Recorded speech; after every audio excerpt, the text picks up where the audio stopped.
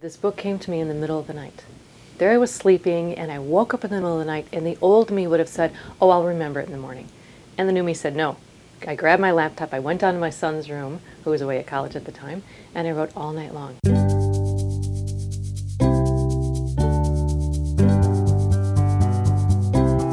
And I just had kind of the outline of the book. I didn't have the whole story. And the next morning, when I was making my cup of tea, I looked out and there was this fuzzy, furry animal walking in front of our house, and I'd never seen that on our property before. I've never seen one since.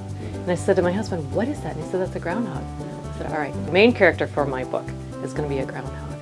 And so yes, this story came to me, and it's a story about identifying trauma in the body and then releasing the shock. So let me tell you this story. Courageous Gilbert is a young groundhog who's shy, has a hard time making friends.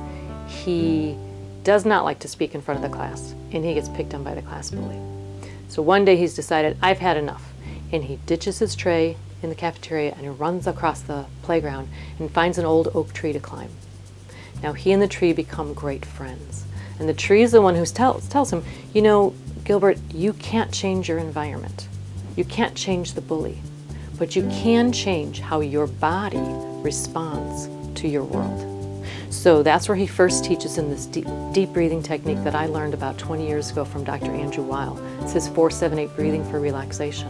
And it's a wonderful tool to calm down your body so that you can think clearly and be present and make those mindful choices that you want to make.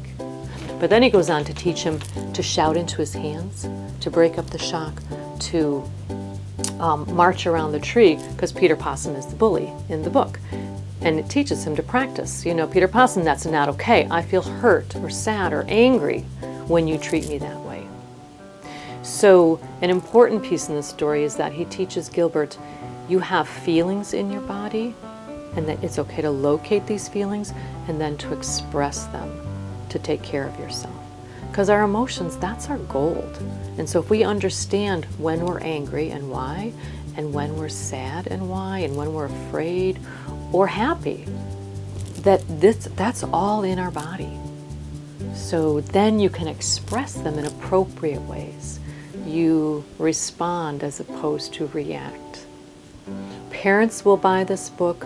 I've read it to many schools now and libraries, and so school social workers are buying the book, teachers are buying the book, librarians are buying the book, certainly parents, it could be in therapist offices, obviously, doctors' offices, anyone who's working with or around children, so that can be grandparents, neighbors, aunts, uncles, siblings, children that need to learn these techniques. If we can teach it to our kids when they're young, you know, they don't have to learn it as adults, like I did.